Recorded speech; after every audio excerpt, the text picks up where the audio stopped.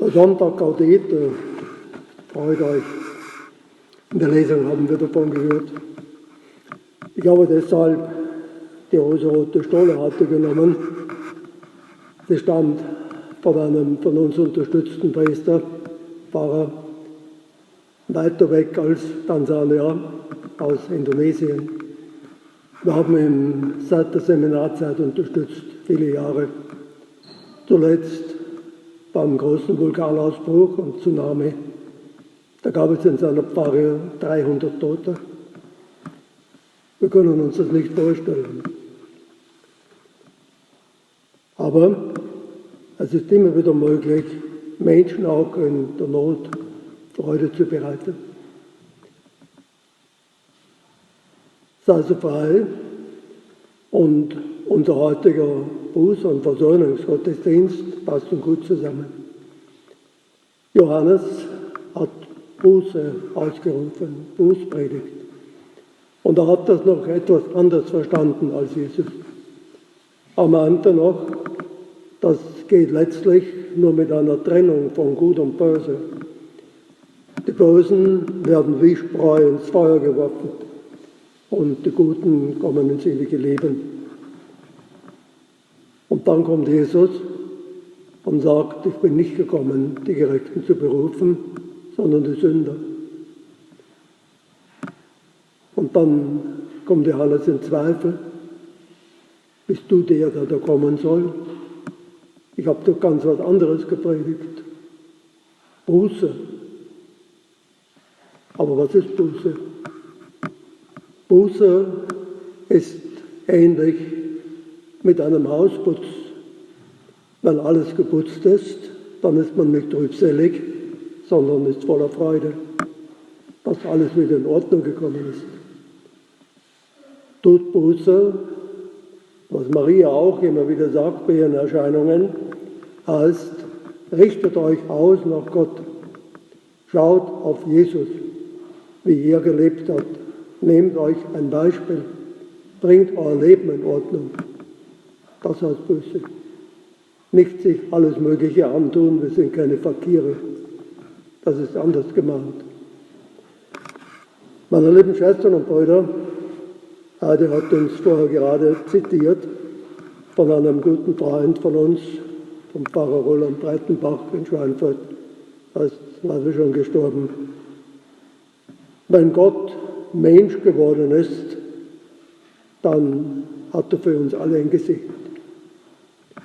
Und da konnten wir uns noch ein paar Gedanken dazu machen, auch zum Thema Buße und Versöhnung. Welches Gesicht haben andere für mich und welches Gesicht habe ich für andere? Was löst das Gesicht von anderen in mir aus? Zum Beispiel ein trauriges Gesicht. Habe ich Mitgefühl? Oder ist mir das egal? Oder ein fröhliches Gesicht. Kann ich mich mitfreuen mit diesem Menschen? Ehrlich, von Herzen. Ihr wisst, man kann alles von einem Extrem zum anderen sehen. Man kann alles gut deuten und schlecht deuten. Man kann alles verwenden, wie Francisco de Osuna sagte, um Liebe daraus zu gewinnen. Und man kann es auch umgekehrt verwenden. Denkt an das, was im Internet und den sogenannten sozialen Medien an Hass verbreitet wird. Geht alles. Die Frage sollten wir uns oft stellen. Welches Gesicht haben andere für mich? Was lese ich aus ihrem Gesicht? Wo könnte ich ihnen helfen zu einer Umkehr, zu einem besseren Leben, einem friedlicheren? Oder was könnte ich aus ihnen lernen für mich selber? Und was habe ich für ein Gesicht für andere? Bei ehrlicher Betrachtung merken wir, das ist oft gar nicht eindeutig. Zwischen gewinnend und ablehnend, Vertrauen erweckend und Gegenteil. Und dann denken wir auch an das Gerichtswort Jesu, was ihr dem geringsten meiner Brüder, meiner Schwestern getan habt, Das habt ihr mir getan. Er identifiziert sich mit den Menschen. Ich weiß nicht, ob uns das schon richtig bewusst geworden ist, was das bedeutet. Gott, der Schöpfer des Universums, identifiziert sich mit den Hungernden, den Durstenden, den Bedürftigen, den Kranken. Ist uns das schon bewusst geworden, was das bedeutet? Und dann die Frage, die wir uns selber stellen können: Was hat er, Jesus Christus, dieser Menschgewordene, das menschgewordene Wort Gottes, an mir getan? Wie viel habe ich schon geschenkt bekommen an Vergebung, an Zuwendung, an Freude, an Lebenskraft, so vieles. Ich denke, wenn wir anfangen, das so wie einen inneren Film in uns ablaufen zu lassen, was in unserem Leben uns unverdient zuteil geworden ist, angefangen von der Empfängnis. Wir haben uns nicht selbst gemacht. Wir verdanken alles. Dann können wir uns doch nur freuen. Das Gott hätte, das freut euch, gilt ja nicht nur in die Liturgie und für heute. Was hat er an mir getan? Und die Gegenfrage: Was habe ich an ihm getan? Ich an ihm, wenn er mir begegnet ist, in meinen Mitmenschen, in meinen Brüdern und Schwestern, plus, minus. Wo habe ich ihm gedient, ihm Freude bereitet, ihn getröstet, ihn gestärkt, in meinen Mitmenschen? Und wo habe ich ihn im Stich gelassen? Immer beides anschauen.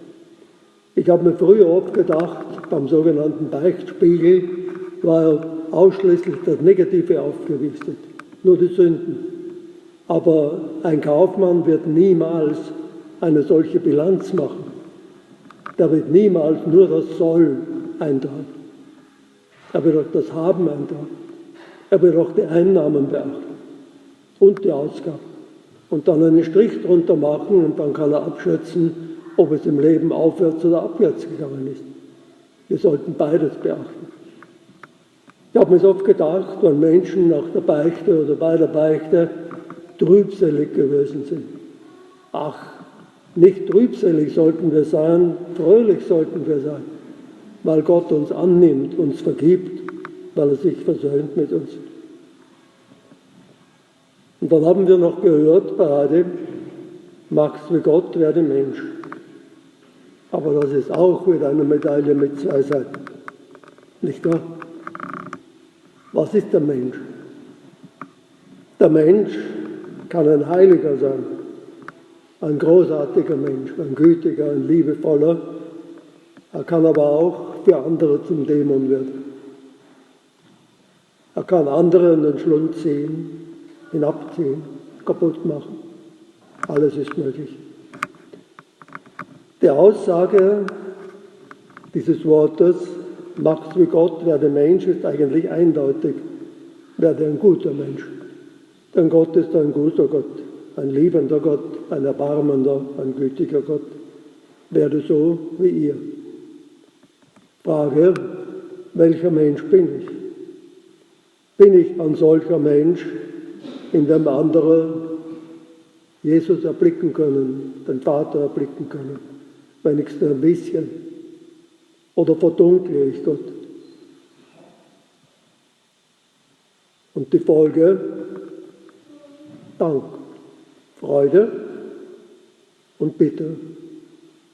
Dank und Freude für alles, was mir in der Kraft Gottes gelungen ist, was ich anderen Gutes tun konnte, für alles, was uns aufgebaut hat.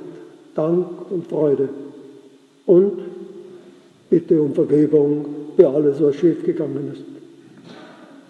Ich denke, wir haben Grund zu beidem. So wollen wir ein bisschen Stille halten jetzt und beides vor Gott hinlegen. Unseren Dank und unsere Freude, aber auch die Bitte um Vergebung.